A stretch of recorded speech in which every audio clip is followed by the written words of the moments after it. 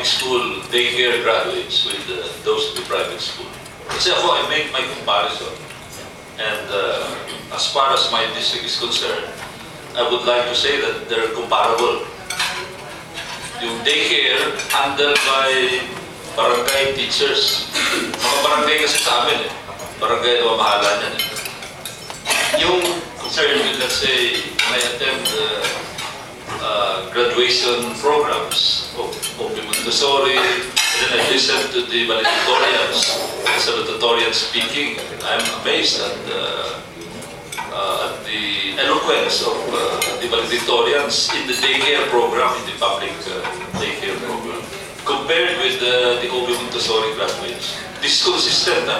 They can deliver speeches maybe about 15-20 minutes from memory in English. Very good English. Well, two things lang. The first one, sir, yung daycare graduates, daycare sa barangay. Barangay, yan eh, Paranaque. Compared with OB Montessori and other private under schools.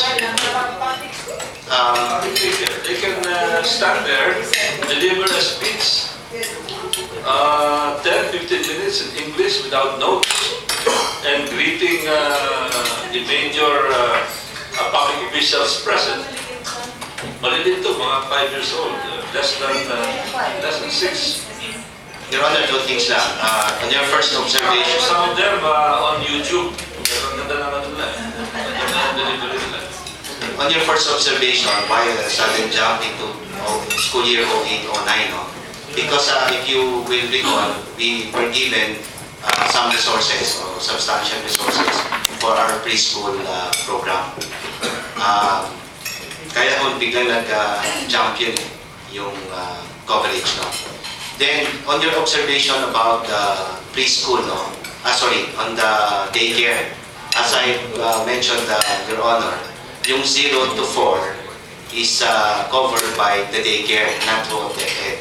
Only for 5 years old yung preschool na. The reason why we are covering the preschool is because studies have shown that those who have preschool experience would likely continue on with their schooling. That's the reason why we are pushing for the inclusion of the preschool in the part of the basic language. Yeah, but about sinasabi kong comparison, I'm amazed by, like, for example, the daycare teacher will come from most of the time of the depressed area. And if you talk with the daycare teacher, parang medyo mag-aalangan yun. Muna akong ito. But then, pagdating sa mga graduates, hukulan nila. They deliver their valedictory speeches better than practically all of us here in Congress.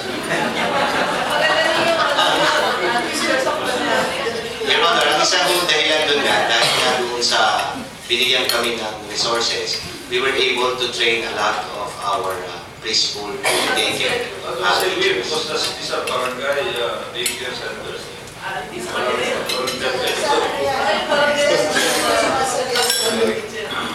And this is consistent. I've been attending daycare graduations for years. Sabi pa din, magaling mayor nyo sa Ganyan na high. Barangay sa Cabello lang. Madam Chair, before I recognize Ma'am Talino, baka mag-atak-ata niyo sila lang, I'd like to recognize the presence of Congressman Roilo.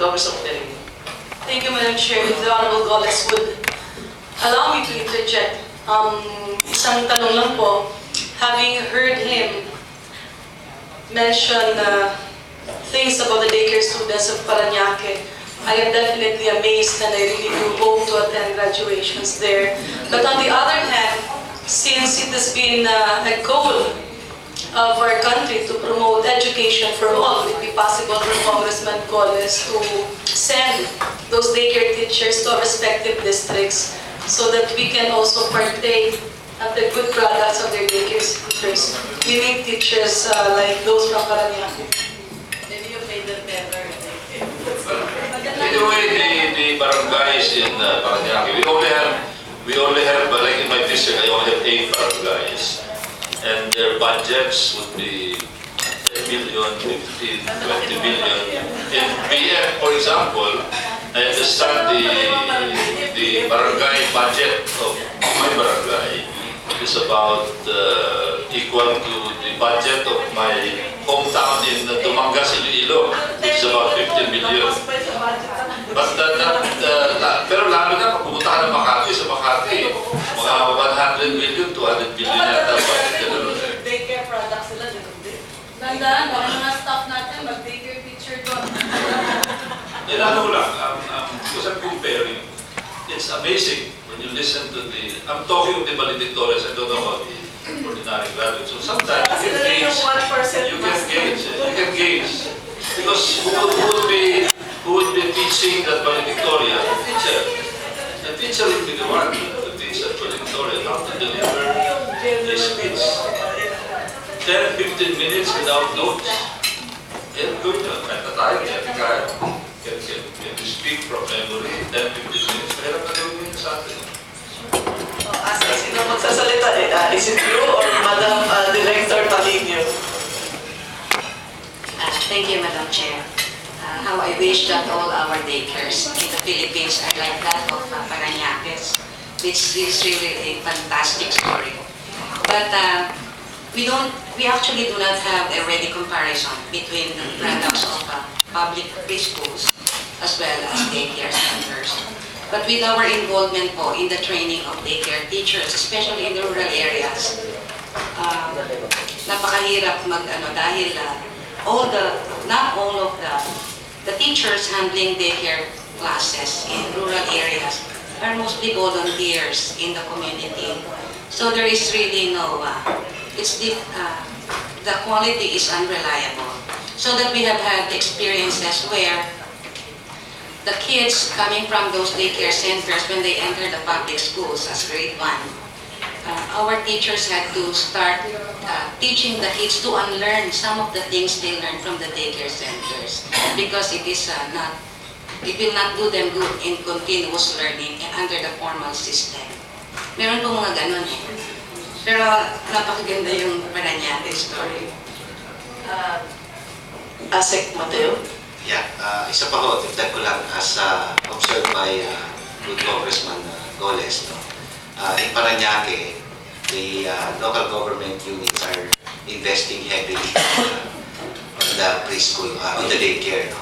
So I think that is an important factor to remember if we really want improvement in our learning outcomes. We really need to invest a lot of resources, not only